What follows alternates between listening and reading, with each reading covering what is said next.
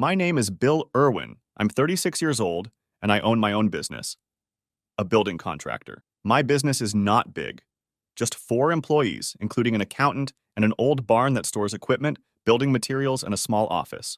My wife, Sarah, works as a licensed real estate broker for a local firm and does quite well at it. I, on the other hand, primarily build luxury custom homes, which are always in demand despite the ups and downs of the economy. The two of us make well over 6 figures annually. Sarah is my age. We went to high school together and graduated in '79. We started dating in junior high, and in senior year, we had our first sex. It was the usual unsatisfying fiddling since we were both virgins, but as they say, practice makes perfect. So by senior year, we were getting pretty good at it. Her parents were sympathetic and put her on birth control. We found out that we both liked sex, and she especially liked riding my pole cowboy style. The back seat of my old car took a lot of damage. It wasn't obvious at the time, although we thought we loved each other. It was just lust. We both enjoyed sex and felt comfortable doing it with each other, to the exclusion of everyone else. I'd like to point out that Sarah was a late bloomer and didn't start acquiring those admirable feminine qualities, such as breasts and figure, until junior high school when we started going out together. When she began to develop, it was like watching a rose emerge from its bud into the sunlight, and I, like most guys, was very grateful for the result. I was certainly glad I discovered it first. In her senior year, a lot of guys started hitting on her, but, unused to the lustful attention from the postal population, she chose to stay with me, apparently for protection. By the time we graduated, she was enjoying her newfound popularity and, to my horror, began flirting with other guys. However, we knew our relationship would end when we graduated from high school. She was going to attend her father's alma mater, an out-of-state university, because her family could afford out-of-state tuition. My folks were not as affluent, nor was I as academically inclined, so I was going to attend the local community college to major in small business management. My father was a carpenter, and I enjoyed working with him on construction jobs during summer vacations, but he wanted me to go into business for myself. Anyway, she left for college and the breakup was hard because we were used to having sex pretty often and thought we loved each other. I tried to visit her on weekends in my old car, but gradually we drifted apart. I didn't see her too often for about 4 years until we ran into each other at one of the CW bars in a town I liked to visit. There was line dancing as well as music I liked, and I met a lot of girls there. I was making good money working in the construction industry at the time, gaining experience and doing minor repairs and remodeling on the weekends in preparation for starting my own business. I was standing with my buddy Drew at the long-necked bud bar when Drew, who was facing the door, nudged me and gestured for me to look behind me. Drew and I were still in high school, and he knew about my previous relationship with Sarah. Looking over my shoulder, I saw her. Sarah was standing near the door with 2 other girls, looking around the room. I guess they were here for the first time and were checking out the surroundings like we all do when we find ourselves in new territory. She looked amazing, and my cock twitched at the sight of that gorgeous body in the tight jeans and t-shirt I'd enjoyed in my last year of high school. It had only gotten better with age. Suddenly, as she looked over the bar, I saw recognition appear on her face, and a smile lit up her face as she headed towards me, inviting her friends to follow her. "Bill, it's been a long time," she said as she put her arms around me and kissed my cheek. I felt those gorgeous breasts pressed against my chest, and my cock throbbed in my pants again. "It's good to see you again, Sarah," I said, hugging her enthusiastically. "You remember Drew, don't you?" "Sure, hi, Drew. These are my friends, Sally and Remy." Sally was a tall, slender redhead, and Remy was a perky, well-developed blonde. Both girls seemed a little nervous about being in the CW bar dance hall. "Hey guys, would you like a table?" I asked, trying to put them at ease. Heading to a table near the dance floor, I noticed that every guy in the place was following us with their eyes. Once seated, I caught the eye of one of the waitresses and ordered us each a round of drinks. Drew waved for his buddy to join us, and we were quickly engaged in a new round of introductions before the drinks arrived. Sarah and I started telling each other about events that had happened in our lives over the past 4 years. As we talked, I felt myself reacting to her in a way I'd never reacted to any other girl, and in the back of my mind I was humming, "This is the one. This is the one. This is the one. This is the one."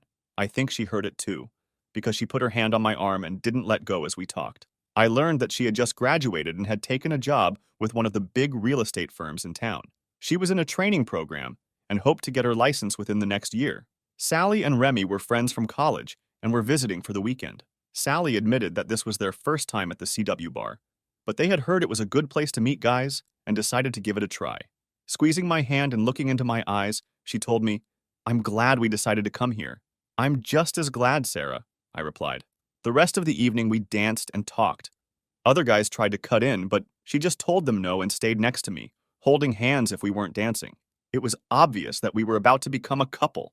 I was now living in my own apartment, and later that night we all went there where we partied together for a while and then the others left. Drew winked at me as he left under the arm of Remy. They seemed to get along really well that night. That night was the beginning of our long-term relationship. The sex was as good as it had been during our high school years, and Sarah admitted that she had been intimate with several guys in college, but she thought I was the best lover. She never wanted to discuss her college years, and I didn't really want to know. I was so in love with her by then that I didn't want to know anything that would disrupt that feeling of euphoria that surged through me when I was with her. Besides, I was not averse to being naughty myself, so I couldn't blame her for what I had done. Of course, I'd had sex with other girls, and I'd learned a few things. An older woman had taught me the joys of oral sex, and I was already quite adept at pussy work. When Sarah and I had sex as teenagers, we humped like rabbits. But as our new relationship began, love became part of the mix as our more experienced intimacies blossomed into a solid relationship. We often went out together with Drew and Remy. They had also started dating, and being mutual friends, it seemed appropriate for us to hang out together. I wasn't surprised when they announced their engagement a few months after meeting. I felt like my relationship with Sarah and I was almost at that point, and I was about to buy her an engagement ring. I talked to Drew about the possibility of a double wedding, but Drew told me that Remy wanted to have the wedding in her hometown where her parents still lived. He informed me that Remy admitted that while she, Sarah, and Sally were in college, they were fraternity favorites on campus because of their willingness to participate in group activities of a sexual nature. He didn't elaborate, but I understood. He said Remy wanted to start married life without fear that one day someone would come along who would find out about her past and try to take advantage of it. Drew said he was more than satisfied with her promise to remain faithful to him and their marriage in the future. I was surprised at Sarah's lack of candor about her past, but remembering my own past love life, I decided not to continue talking to her about what I had learned. Still, it bothered me, as my story seemed modest compared to hers, and I had a few anxious moments before our wedding when I remembered what Drew had told me. When I finally proposed, Sarah was ecstatic. We were at Outback Steakhouse in a secluded booth drinking coffee after a hearty dinner when I pulled out a small box containing the ring. Her eyes went wide when she saw it, and when I opened the box and saw the engagement ring I had chosen, she squealed with delight. Some of the other customers who could see our booth smiled as I slipped the ring on her finger and proposed. "Sarah, will you be my wife?" "Oh yes, yes, I will! I am so excited! Yes, my darling, I will be your wife!" she exclaimed as I walked around the table and moved towards her, enclosing her in my arms. We kissed to the applause of those around us as more of the customers and staff realized what had just happened. We were slightly embarrassed as we broke the embrace and nodded to those around us. The scrutiny on us soon subsided and we sat together, sipping coffee and talking softly. Occasionally, a waiter came by and refilled our cups, but otherwise we were alone in our own world, exchanging loving kisses. I don't know why, but what Drew had told me about Sarah, Remy, and Sally suddenly came to mind, and I thought this would be a good time to assert my position on fidelity in our marriage. "Sarah," I said, kissing her lightly on the lips, "you realize this is forever. I'm committing myself to you for as long as I live. There will be no other. I love you too, Bill, and I will until the day I die. We're forever, and there will never be anyone else for me." She returned my kiss, lightly at first, and then I felt the tip of her tongue touch my lips for a brief second. It was enough to make my cock reflexively surge with the promise that touch held. That night, we swore our allegiance to each other, and I knew that our wedding would be just a formality to be in. I felt peaceful, and I hoped I could put an end to the stray, doubting thoughts that teased me from time to time. About 4 months later, our wedding took place, and we traveled to Maui to honeymoon for a week. Then we went back to work building my business, and she went back to her job. Of course, she had moved in with me a few weeks before, so there wasn't much change in our existence now that we were husband and wife. When we were together, we indulged in love and lust, and any doubts I might have had dissolved in our passion and devotion to each other. When we got married, we set ourselves the goal of continuing to live in an apartment, and in 5 years we would save up money and build our own house and then think about parenthood. It only took 4 years and we had our own house, and a year later, our first child was born, a girl we named Betsy Ann after her mother. 2 years later, we had a son, and we named him Jason Michael in honor of our fathers. While the children were young, Sarah cut back on her work hours to become a stay-at-home mom. Sarah had always been a health freak, and after having children, she had immersed herself in physical fitness and managed to maintain the figure she had when we married. She was still a sexy woman and tried to dress accordingly. Sometimes it was awkward to go out in public with her and watch the other guy's reaction. Life was good. Our family life revolved around our 2 children, and the rest was about starting my business. Even though we had been married for several years, my love for Sarah was as strong as the day I decided that she was the one. Our sex life may have suffered a bit, but I felt that the frequency of our intimacy was more than adequate. At any rate, I had the impression that she returned my love and was satisfied with our bedroom activities. Every now and then, I remembered Remy telling Drew about her and Sarah's promiscuous sex life in college, and not being a guy who likes nasty surprises, discreetly checked her out, but never found anything that hinted at any indecency. Of course, working as a real estate saleswoman, she was free to choose her genre of work and hours that I couldn't keep track of, but that was fine with me. The social aspect of our lives involved a close bond with Drew and Remy as our best friends. We had other acquaintances, of course, but we socialized almost exclusively with them. We organized our vacations together and met up frequently throughout the month. Friday night was always a dinner date, followed by dancing at one of the best clubs in town. Drew and Remy had 2 kids a couple years older than ours, but they enjoyed playing with ours, so summer backyard barbecues were happy times. A couple times a year, I traveled overseas to a builder's convention to keep up with the latest trends in new materials and appointments to help sell a luxury home. I was always glad that Sarah could turn to Drew if she had a problem while I was away. Drew worked as an electrician for a local contractor, and I would occasionally engage him for work. I considered hiring him myself, but decided that being his boss might interfere with our friendship. Remy worked in the administrative department of the local hospital as an assistant administrator, and I think she hoped to take over the administrator's position someday when he retired.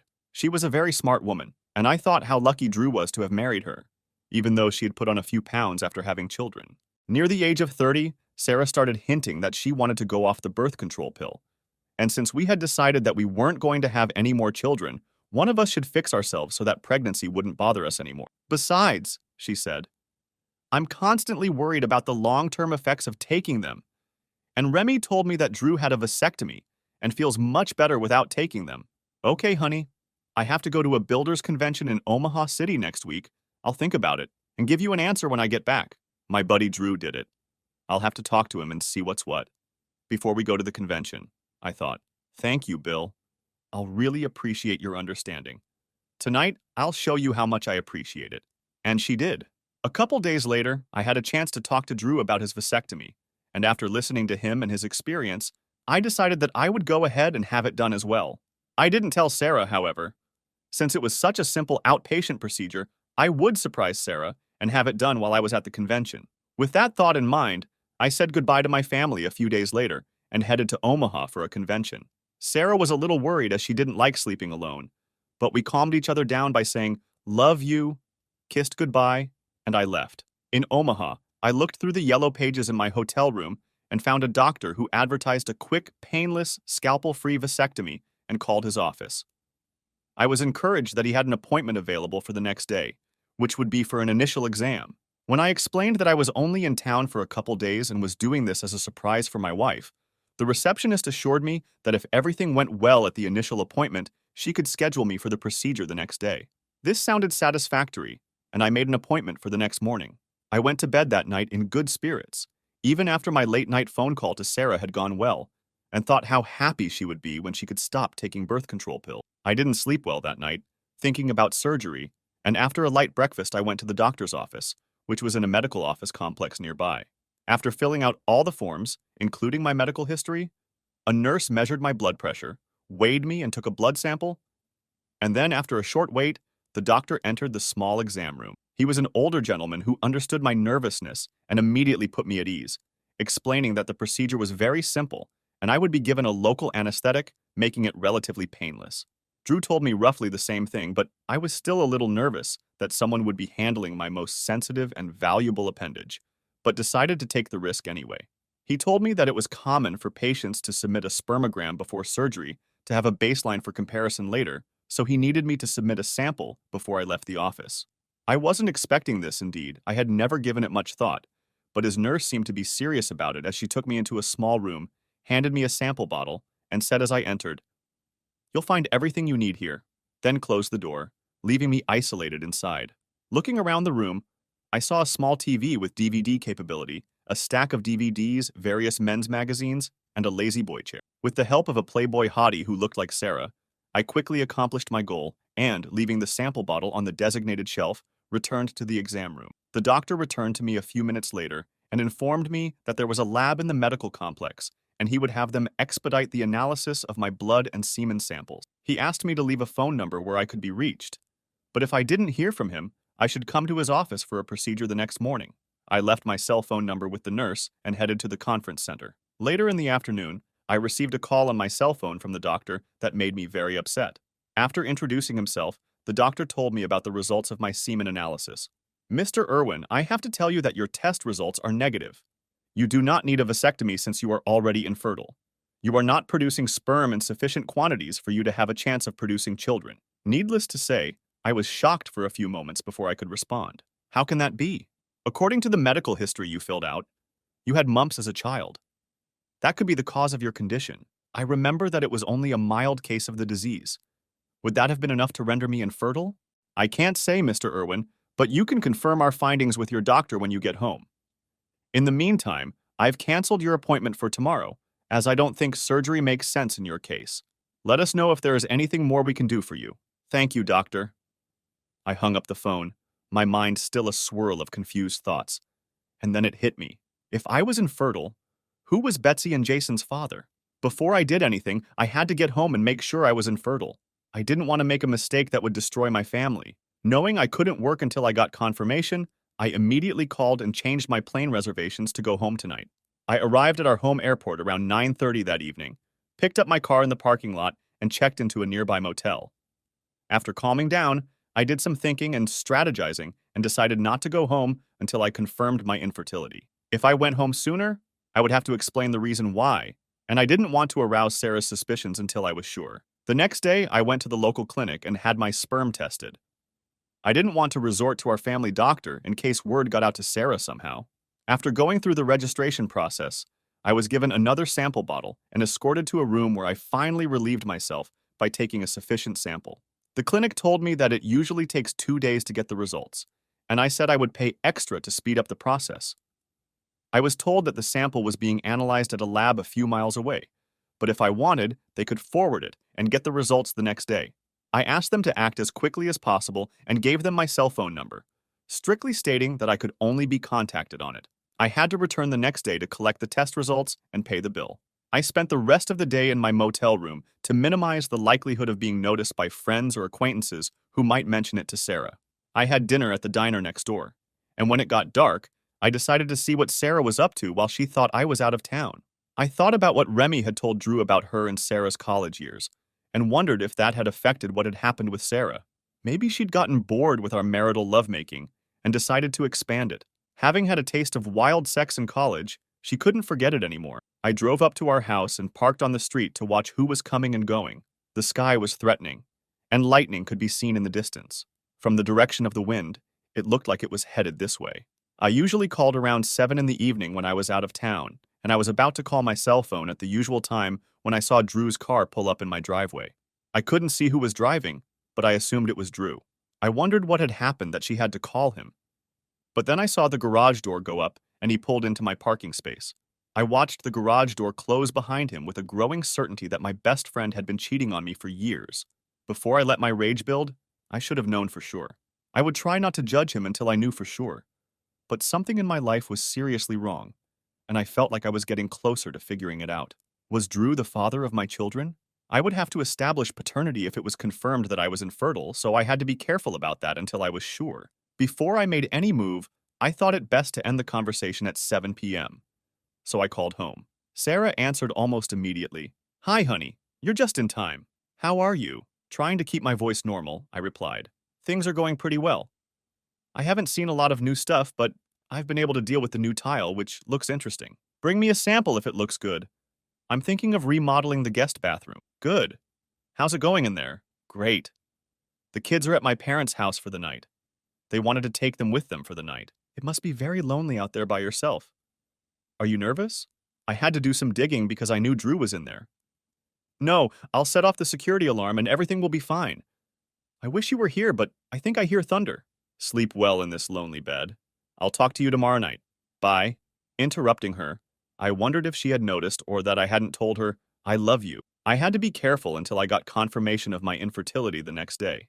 It wouldn't be good if I snapped and ruined a good marriage with false accusations. However, the proof was already there. Drew had been at our house with Sarah for over half an hour. The fact that they wanted his car out of sight when he arrived was evidence of more than just a clogged sink. I continued to sit and watch my house as the storm approached, and I began to think and plan some things. It was starting to look like Drew might be the father of our children if I ended up infertile. That meant she had been cuckolding me for at least 6 years, maybe more. The fact that she had gotten pregnant by another man indicated that she must have very little respect for me. Of course, if she didn't know I was infertile and assumed it could be my children, that meant she was having sex with Drew or someone else in the nude, without caring that she might get pregnant.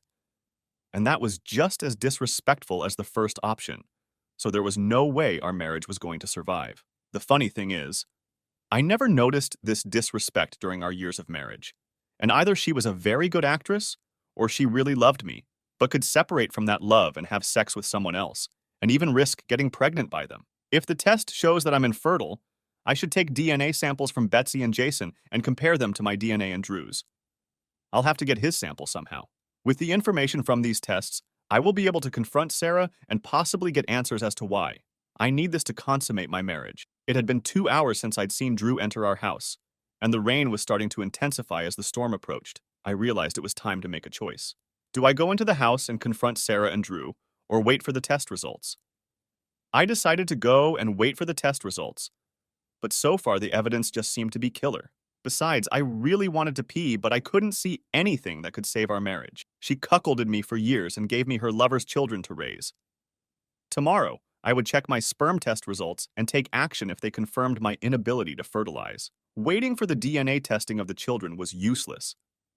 I just wanted to get it over with as soon as possible. I had about 15 hours to plan my actions, and when I was sure, I acted quickly and decisively. The next afternoon, I was sitting in my motel room sluggishly watching TV when my cell phone rang. Mr. Irwin? Yes, this is Bill Irwin. Mr. Irwin, we received your test results from the lab. Would you like to get the results over the phone or come to the clinic? Tell me now, and I'll stop by later and pick up a copy of the report. It appears that you are essentially infertile, Mr. Irwin. Your sperm count is practically non-existent. Thank you, that's all I need to know. I'll be there soon to get a copy. Okay, we're open until 6 p.m. And then it happened. I had to accept that my marriage was over. I couldn't live with a woman who had so subtly disrespected me and become a cuckold. The children I thought were mine now belonged to someone else. It was time to see a lawyer, close the accounts, and do all the things one does when contemplating divorce. Further thoughts of a DNA test were dismissed as rage and revenge pushed rational thought aside. I immediately called our attorney's office to get a recommendation for a divorce attorney. After receiving the names of 2 attorneys who specialize in divorce, I called one of them and made an appointment to meet with him the next day. I then called our bank, stockbroker, and insurance agent to make an appointment for the next day to begin the financial separation from Sarah. The emotional detachment was much more difficult and traumatic. I had loved Sarah for many years, and it was hard to disconnect as quickly as the material connection. It was hard for me to understand why she did this, but I assumed that sometime during the divorce proceedings, we would have a chance to talk, and she would tell me the reasons why. It could probably be attributed to some extent to her rowdy days in college when she couldn't settle down and have sex in her marriage. Maybe I'll never know. I always thought she was satisfied with me as a lover, husband, and father, but I guess I missed something. So here I am, trying to cope with a cheating wife who has children I didn't father. The next day was a busy day for me. I went to the bank and started closing credit cards, closing and opening accounts to divide our funds, and then went to our stockbrokers to do the same. Then I went to an insurance agent to exclude Sarah and the kids from being my beneficiaries, and finally to the attorneys to change the will. The whole time I was doing this, they threw sad looks at me and shook their heads, but no one questioned my decision. I was doing what I was legally entitled to do, so nothing could be said. When I went to my divorce lawyers, I was tired but ready for the final step. I laid out my case to him and told him what I wanted. Mr. Irwin, did you take the time to talk to your wife about this? No, I can't face her without possibly physically harming her. I just want a quick divorce without alimony. Let her sue the father of her children for child support, and she makes as much as I do in some years, so there should be no alimony. It sounds like you have proof of her infidelity, since these reports say you are essentially infertile. But that can't be proof if you want to seek a divorce based on adultery. DNA testing would support your claims. But if you don't want to wait for that, you can use irreconcilable differences as a reason. If he's fast, that's what I need, but I don't need additional tests to confirm it in my mind, exclaimed I in righteous indignation. Okay, I'll prepare the paperwork and file it tomorrow morning. It should be ready for filing tomorrow afternoon. Sounds good, I told him, getting ready to leave. Before I left, I told him where Sarah worked and when she would be home to meet Betsy and Jason from school so they would know where to find her. I left the lawyer's office feeling terribly sad. The euphoria and excitement I had felt that morning about getting revenge on Sarah seemed to have evaporated. It dawned on me that I had just cut myself off from the children I had raised and the family I had cherished for so long. As I was getting into my car, my cell phone rang, and I checked to see who it was before answering it. It was Sarah, so I just sent the phone to voicemail. Her voice was a little upset and concerned. Bill, what's going on? I tried to use our joint credit card and it was declined. Do you know anything about this? I tried calling your room in Omaha, but they said you checked out the day before yesterday. Where are you? Please call, honey. I'm afraid something's happened. Here we go, I thought, deleting her message and turning off his phone. It's only going to get worse from here. I couldn't shake the sadness that hung over me like a black cloud as I drove back to his motel. The feeling didn't leave me for the rest of the day, and that night, I had trouble falling asleep. The next morning, I called my foreman at the construction site and informed him that I was back in town and would be out to see him later that morning. I decided that I would have to get a new phone with a different number so I could keep working while avoiding Sarah. I pulled over and took care of that right after breakfast and threw the old phone in the glove compartment. Once there, I checked on the progress of the work and then decided to head home and move in while Sarah was at work and the kids were at school. I needed to find a furnished apartment quickly so I had somewhere to live. Before I left, I gave the foreman my new phone number and asked him not to give it to Sarah. When I pulled up to the house, I found that Sarah's car was gone. So I pulled into the garage and went inside to gather the things I would need for the first time. We had a property division to go through before our material possessions could be finalized. I was in our bedroom, packing clothes into the 2 suitcases I had taken from the attic, when I heard a voice behind me. Weren't you even going to say goodbye? Sarah came home to pick up some forgotten papers and caught me. I was shocked. I hadn't planned our meeting yet. Hi, Sarah. I didn't expect you to be home. Obviously, Bill, she replied wryly. Now are you going to tell me what's going on? I tried calling until I ran out of battery on my cell phone, but now I want an answer. I thought I'd better get it over with. Sarah, remember before I left for Omaha, we talked about me having to get a vasectomy? Yes, I remember. Well, while I was in Omaha, I decided to surprise you and do it there since I found out it was such a simple and painless procedure. Before the surgery, the doctor took a sperm sample from me and discovered that I was infertile. Needless to say, I was shocked. How could I have 2 children and be infertile? I went back to town early and had another test here, which confirmed the Omaha test results. Now tell me, who is the father of our children? I'd really like to know. I suspect it's Drew, or maybe you didn't keep track because you thought you were back in college, I said with a chuckle. Her face turned red as she listened to my story, and when I finished, she screamed at me. These children have only one father, you. I have never been unfaithful to you. Before we got married, we promised to be faithful to each other, and I've never had another man but you. Then how can a barren guy have kids, and why was Drew here last night and not leave? I don't know why you're infertile. Have you talked to the doctor? Remy was here last night, not Drew. You know how nervous I get at night when you're gone, and then there's thunder and lightning, so she came over and slept in the guest room. Why didn't you tell me she was here when I called at night? I didn't want you to think I was such a big baby that I needed someone around for support. I was beginning to feel like I was overreacting to this whole situation. But as befits a husband, I couldn't give up without a fight. Hell, why talk to a doctor? As far as I know, you're either sterile or you're not. I got over the mumps when I was a kid, and I guess that's what caused it. That means I've always been infertile and wasn't the father of your children. Well, get used to the fact that these are your children, because no one else has ever been inside me, and it wasn't an immaculate conception. I was confused. We were yelling at each other, and my throat was sore too. Okay, let's calm down. There has to be a good reason for this. I said it in what I hoped was a conciliatory tone. Right now we're going to pick up the kids from school, go down to the clinic, and take DNA samples from you and them. When that's done, we're going to go to Dr. Klein and ask him to explain how you can be sterile and still have children. But make no mistake, Buster, these are your children. It certainly didn't sound like someone who was lying or bluffing, and I started to feel sick at the thought that I'd jumped to a conclusion I couldn't support in an argument. I obediently followed her to the car and sat in silence as we drove to pick up the kids. The school said nothing as we picked up Betsy and Jason and headed to the clinic. It was obvious that Sarah was upset because her lips were tightly pressed together, and she drove with grim determination. The children were confused about what was happening, but they knew something was wrong, so they didn't say anything. I took the kids to the clinic to get DNA samples, and Sarah called Doc Klein's office on her cell phone to get a chance to speak briefly with the doctor. She knew the receptionist and was able to carve out 15 minutes that afternoon.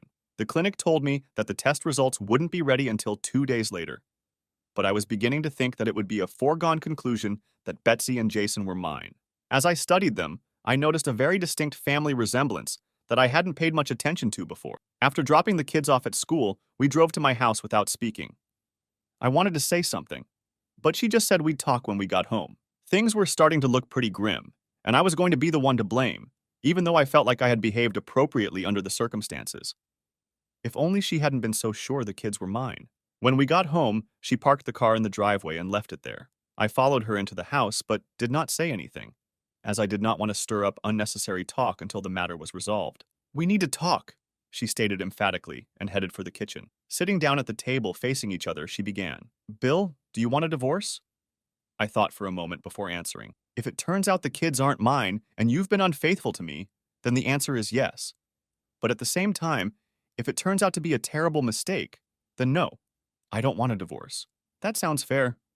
But it bothers me that you automatically assumed I was unfaithful and started divorce proceedings without talking to me. It seems to me that you were just looking for an excuse to leave this marriage and this family. I knew I had to be careful. It would be a few more days before the DNA test results confirmed my stupidity, and I didn't want to ruin our relationship any more than I already had. It was time for some sweet talk. Sarah, I may not say this often, but I love you very much and can't imagine my life without you and the kids. When I found out I was infertile, I guess I must have been a little confused and made a mess of things without thinking about the consequences. In hindsight, I should have waited and talked to you before taking any action. Let's talk to the doctor this afternoon and see if he can come up with a logical explanation for my infertility, and then we'll move forward. You can't imagine how devastated I was when I thought that you cheated on me and that Betsy and Jason were not my children. I ask you to forgive me for not talking to you first. She sat and listened to me as I spoke, but I could see her start to relax a little when I was done. Okay, let's have lunch and then we'll head to the doctor's. She didn't say anything else, but began to prepare dinner. I knew she was withholding judgment for now, and I hoped that was a good sign as we ate in silence. Shortly after arriving at the doctor's office, we were ushered into one of his exam rooms.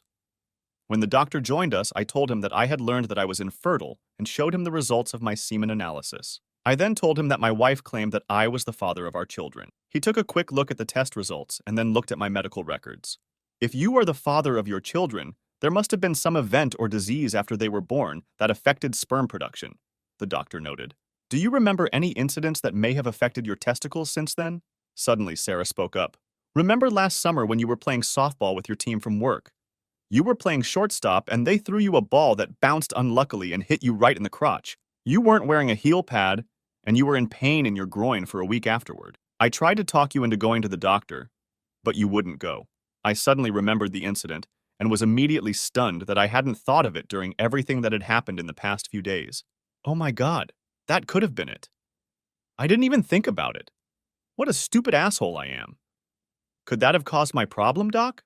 It could have caused damage to the tubes that carry sperm to the testicles, or damage to the vein that cools the blood in the testicles, or a combination of both. We will have to do testing to determine the cause. But yes, this incident may have made you infertile. It may partially correct itself over time. Oh my God, I groaned.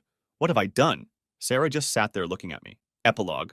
DNA tests confirmed that Betsy and Jason were mine. I also had a vasectomy just in case. In time, Sarah forgave me. Perhaps because of this incident, she realized that I was very intolerant of infidelity on her part. Of course, I kept it a secret for quite a while, until she decided that she wanted to keep me around. The most embarrassing part of the whole incident was that I had to go back and correct the changes in our financial situation.